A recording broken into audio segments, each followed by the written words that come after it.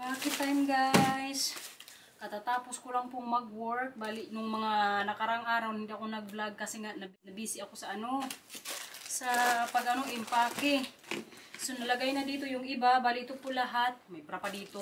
26 kilos pero pwede ko pong dalhin 30 kilos. So sabi ko kanina kay Marcel nung pumasok ako sa work, may 60 kilos pa na free. So ngayon nagbili ulit siya ng chocolates additional. Hala ka. Ito pala. Hindi ko na kalimutan. Para kay tatay ito naman. Gift ni Marcel nung Pasko. Ano to siya guys, relo. Kaya ang tatay po excited din na makauwi ako ng Pilipinas kay may bago na naman siyang relo. Yung kay nanay din na mga pasalubong. Nalagay na rin dito. Kaso kay parang puno na ba? Ganyan na lang siguro. Munti ko pa nga ito makalimutan ang relo ni tatay eh. Grabe, kapuno po ng maleta ko guys. Kadaming laman. Yung iba kasi yung mga pinaglitan ni Mila, ibibigay ko sa kuya ko tapos yung iba sa pinsan ko. Tapos yung mga damit din na hindi ko nagagamitin dito, yung ibang dress, ipamigay ko rin sa sa mga kapatid ko ba. Dito balik na to. Bahala na basta mag 30 kilos to yung limit ko. Buti nga kay 30 kilos din eh. So ngayon, ko na lang siguro tong chocolates. Ganyan-ganyan. Ipit-ipit. Oh, dito oh. Feeling ko nga, nag-ano na ito ngayon eh. 30 kilos na siguro to. Kaya alam niyo naman pag abroad tapos mag-uwi sa Pilipinas, kailangan may chocolates. Tsaka na-adapt na rin yan ni Marcel guys na pag-uwi kami ng Pilipinas, may mga chocolates dapat.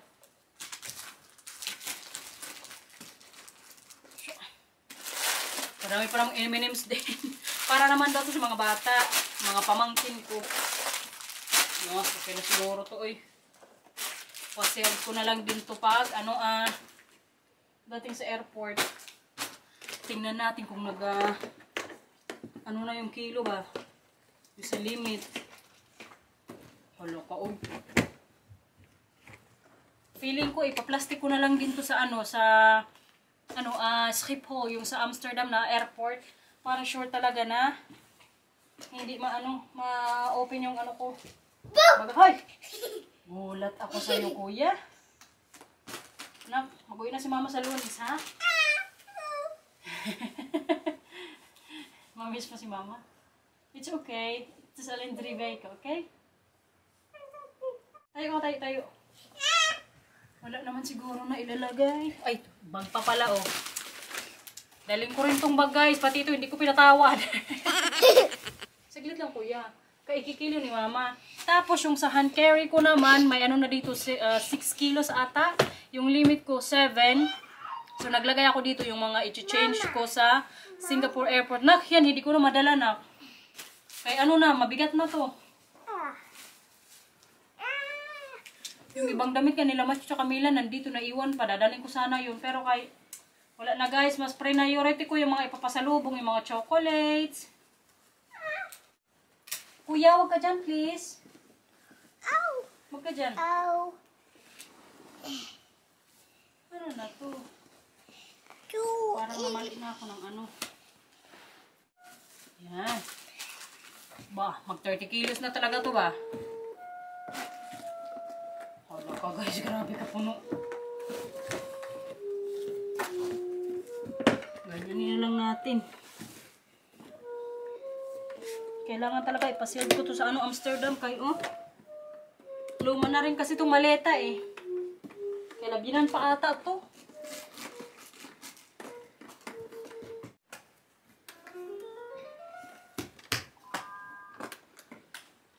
Tingnan natin kung ay, grabe kabigat. Diyos ko, Lord.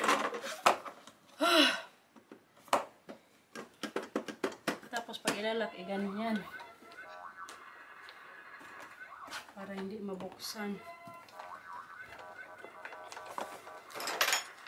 Tingnan natin guys kung mag 30 kilos na.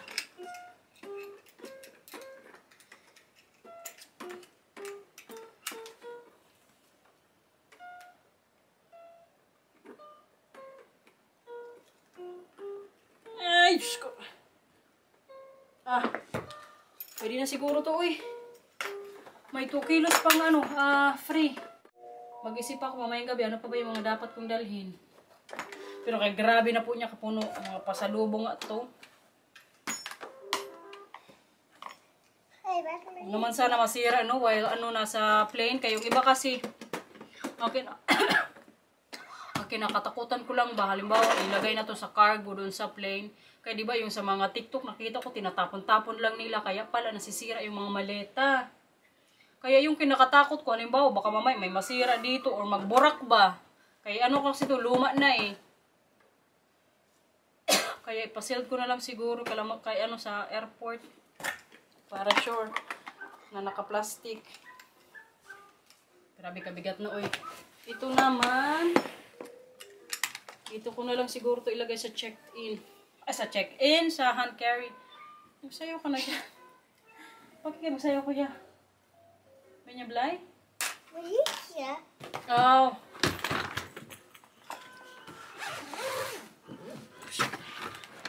Okay lang yan, nak. 3 weeks lang si mama, okay? Naintindihan na yan ni kuya eh. Kasi big boy na yan. Tingnan natin to. Ito naman 7 kilos na. Yung mga anik-anik pala dyan guys, mga carton yan ha. Kaya sa yan ni Marcel, trabaho. Sa tapon na niya yan.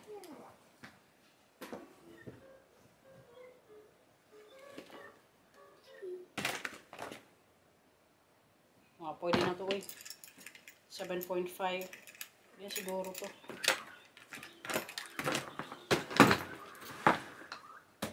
Tapos, pag dadalhin ko pala to, ko to siya. May gulong to siya, tas ganyan-ganyan lang, oh. Ang dalhin ko nga sana yung gray. Ito ba, oh?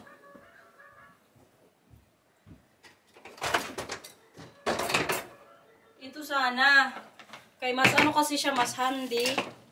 Kaso, ang sabi ni Marcel, kayo nakadami kong dala. Tapos 30 kilos. Actually, kaya naman 30 kilos dito. Pero ang kinakatakutan ni Marcel, pag ito daw yung dalhin ko, tapos may mga pasalubong pa akong dala, pag itapon to sa cargo, baka mamaya masira. So, mas matibay daw to. Pero feeling ko, wala, katakot ba kayo? Parang, na siya eh. Parang, hindi na siya masyadong matibay. Pero kay Samsonite man to, di ba pag Samsonite, mga matitibay na maleta. Ang inisip ko lang, grabe na to katagal or kaluma. Tingnan nyo yung itsura, guys. Pero pagbigyan natin, ngayon pauwi ako. Ay, nalagay ko na rin yung mga dadalhin ko eh. So, nakaka-excite na, nalulungkot. Yan po yung nararamdaman ko ngayon. Nak, yung sinabi ko sa iyo ha, alagaan mo si Mila, tsaka si Papa, si Opa Oma. Okay. And myself. Yeah. Yeah, and yourself.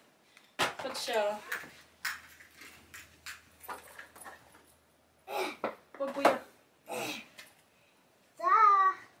Good morning guys! So today na po ako biyahe papuntang Pinas. Dito ng Marcel oh.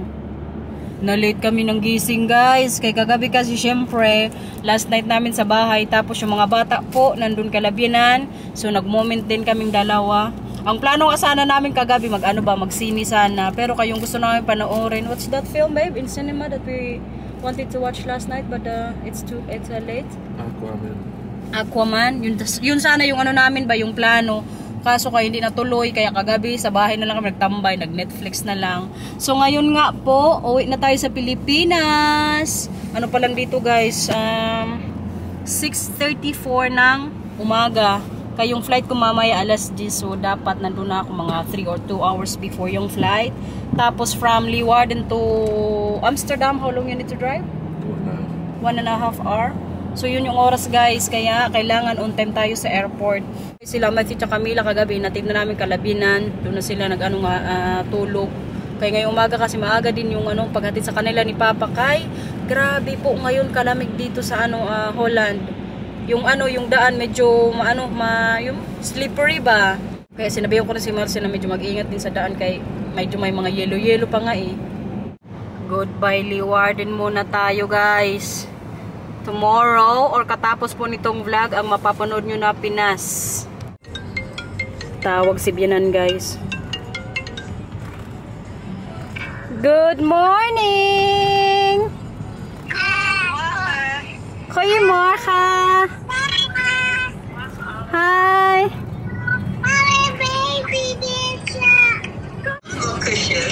Alif. Ang nanay din guys, tumawag. Okay, update pa mo. Good morning ka sa subscribers. Good morning sa inyong lahat. Makita ka na nila soon. Ang nanay guys, umiyak na.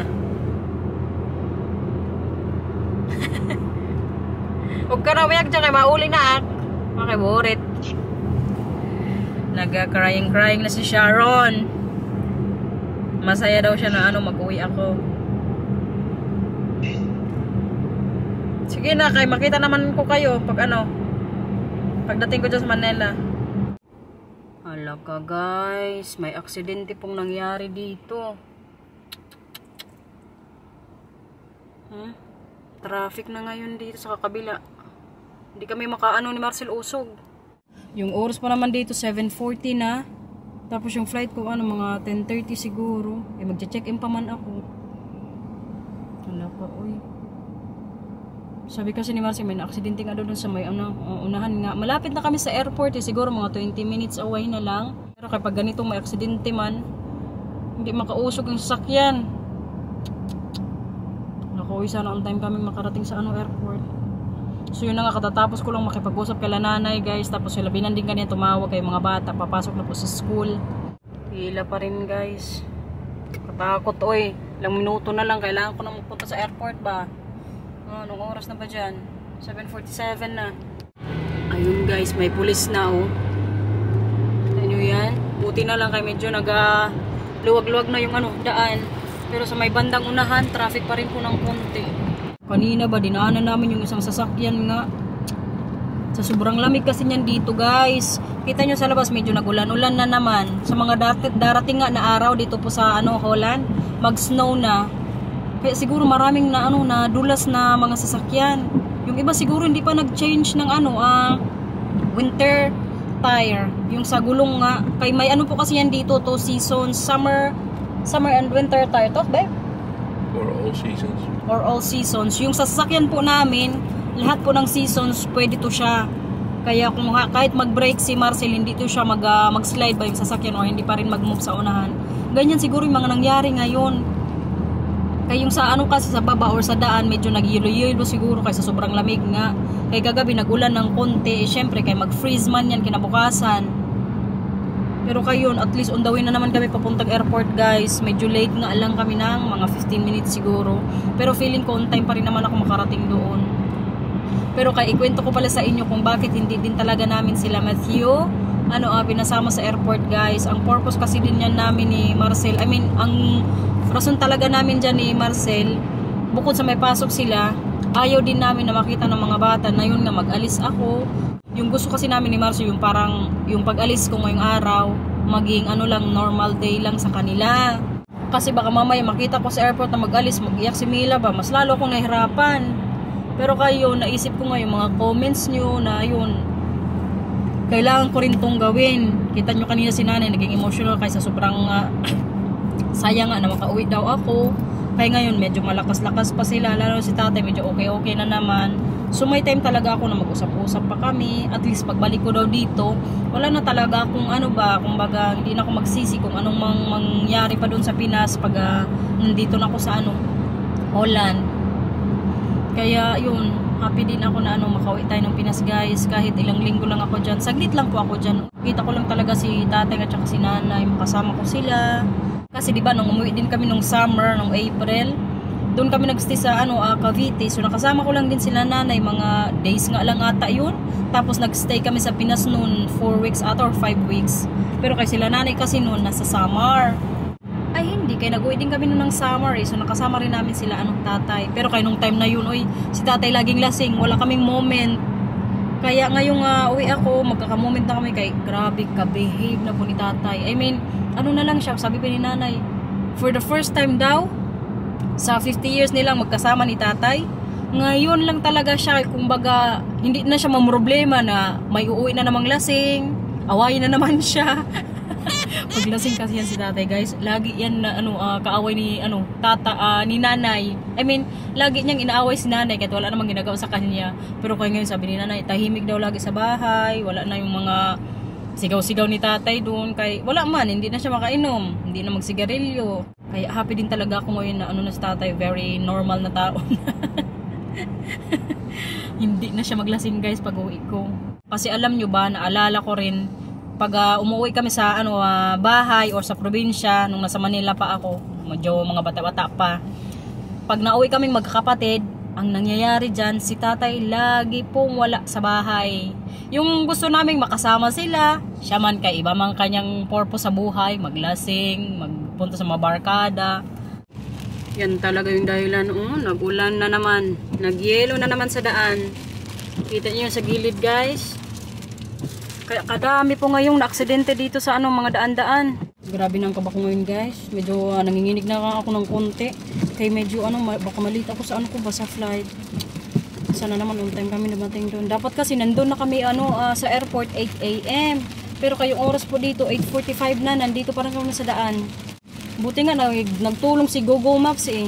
Kaya kung nagstay kami doon sa lane kung saan yung papasok ng Amsterdam, 8 kilometers po yung kailangan naming baybayin para lang makalagpas sa aksidente doon. Pero kaya ito, mag-arrive na daw kami ng Schiphol 9:07. Kailangan ko pa naman ma-drop off yung yung bagahe, i-check-in ko mga 9:25 dapat. Pero kaya sabi ni Masi, pag-usapan na lang daw namin mamaya doon sa airport. Oh, diba? Tapos may mga driver pa na police, may police din. Amsterdam Airport everyone. Sa wakas nakarating din. Mamaya na siguro ako sa inyo mag-update guys pag nandun ako sa may boarding area para do diretso yung ko mamaya galaw sa airport. Grabe guys yung pangyayari. Nanginginig pa rin ako ng konti. Uy. Ang oras na ba? Grabe 20 minutes na lang before yung flight ko. Diyos ko, grabe yung takbo kanina. Hindi na kami nakapag-kiss-kiss masyado ni Marcel kanina guys. Kaya ako po yung last na nag-check-in din ng bagahe. Eksakto talaga siya. 9:25 kasi close na yung doon yung gate. Hala, dating ko mantakbo-takbo ni Marcel. Buti na lang talaga pumayag din yung babae. Kaya ako na lang talaga doon isa. Tapos yung isang assistant din sabi, standby daw yung yung check-in. Kaya grabe yung kabako kanina ba. Tapos pa sa security area. Ay, grabe pa kiusap ko nung kanina dun sa sa mama. Sabi ko, sir, baka pwedeng papasukin nyo na ako or pabilisin ba? Kaya nga yung flight ko 10:25, may alas 10 na dito. Grabe yung struggle ko guys. Pawis natin. Pero kayo sa wakas din tayo, makauwi ng Pinas.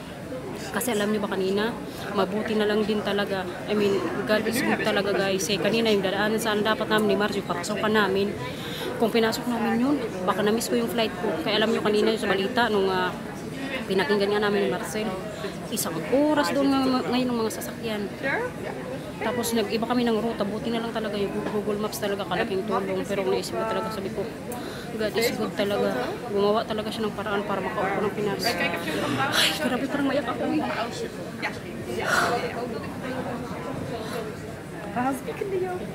Kijk, ik heb die jas achtergrond. Nu zie ik het toch niet. Pero yung antay na tayo nga dito na mag-boarding na. Maya-maya siguro. Wala pa man din akong tubig dito. Grabe ko kauho kayong takbo ko as in, hindi normal. Alam mo yung parang maubusan ako ng hininga pero kailangan kong gawin.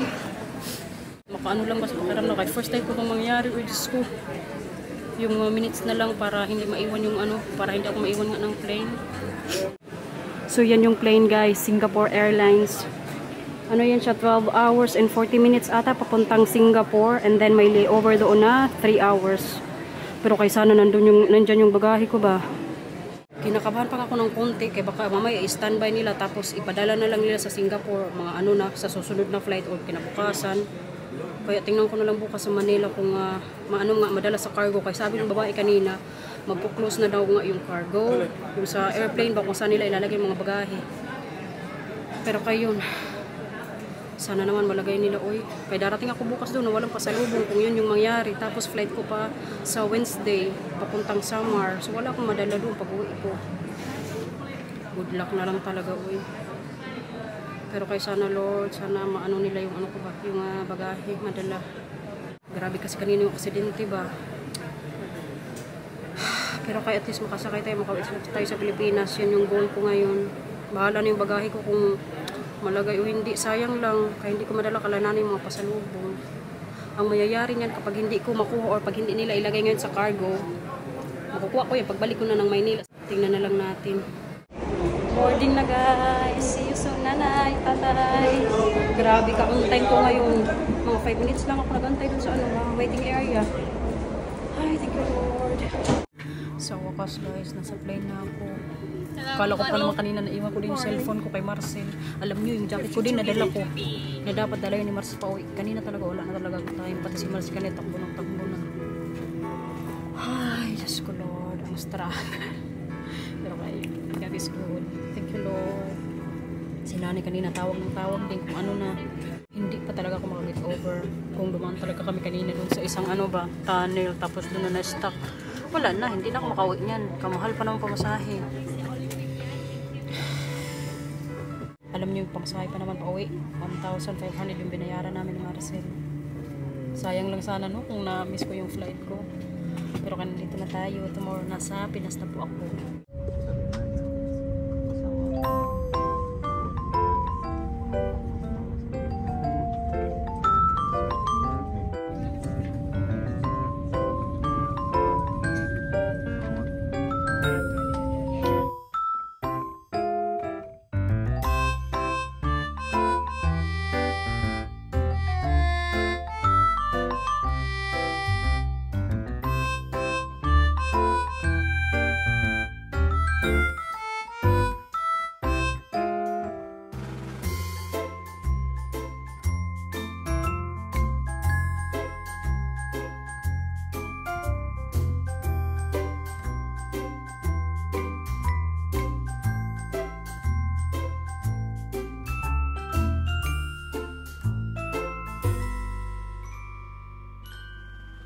$250 net.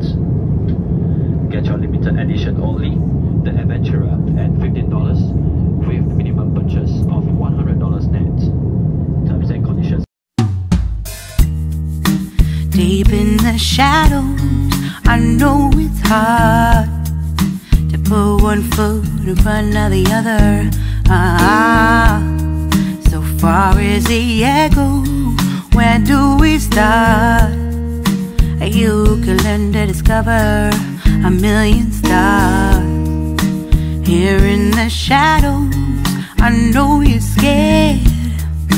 Take my hand, together we'll make a stand. We've got to fight to find a way. Dare to fall to find out what to say. No more hate. Just admit that you're just afraid. Time to let go of all your fears and pride. Stand up beside me, don't you hide. We can build a better place. If we can just find a way, then we can live a better day. Rise from the ashes, from the anger, from the war. Let's come together, lift your spirit for the cause. We should be equal, should be living free. All together, one and all, let's build a dream. Kainan na naman.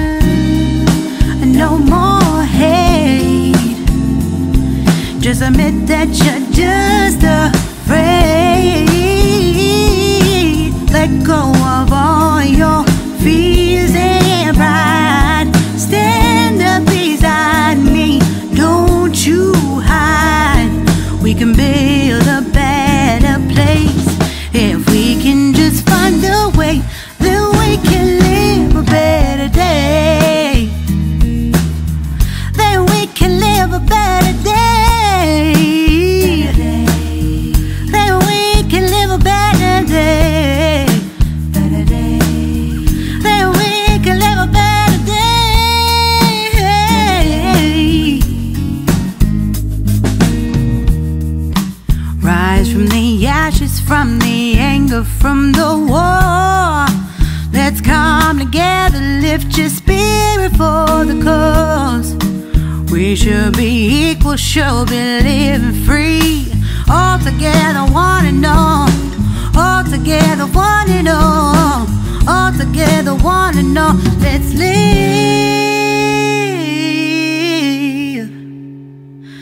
a better day.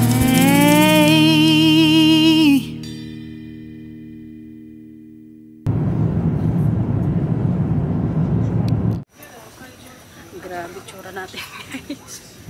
Singapore na po ako ngayon. Yung punta ko ng terminal to kay doon nga yung flight ko naman papuntang Manila. Wala akong tulog sa plane. Uy, yung gamit ko pa rin oras ngayon sa Holland. Kaya i-receive ko mga yung mga kasan ko. Yun yung plane. Namiss ko na yung mga bata guys. Ngal-ngal na naman ako kanina doon sa aeroplano ba. Sana yung natin terminal 2.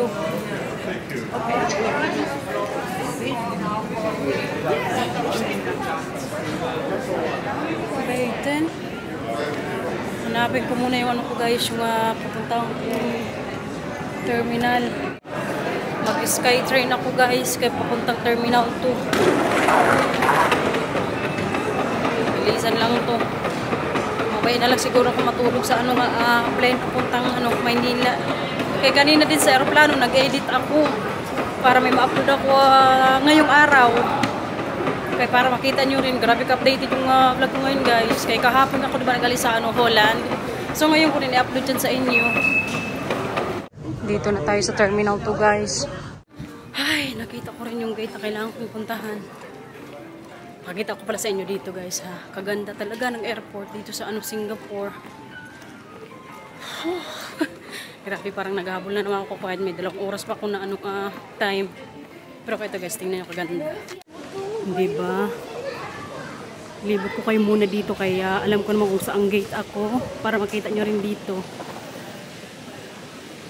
Grabe ito kaganda guys. Mga pasahero din, picture muna. Ay.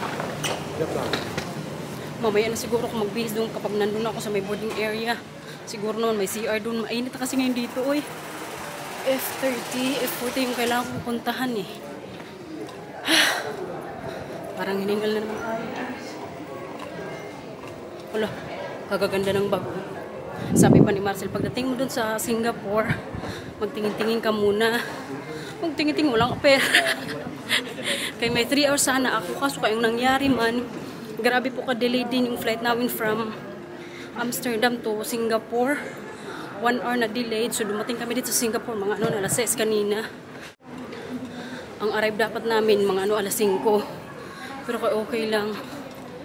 Hindi man hassle siguro, makapapahinga pa ako nun, tapos magbihis nga ako kay 26 degrees ngayon dito sa Singapore.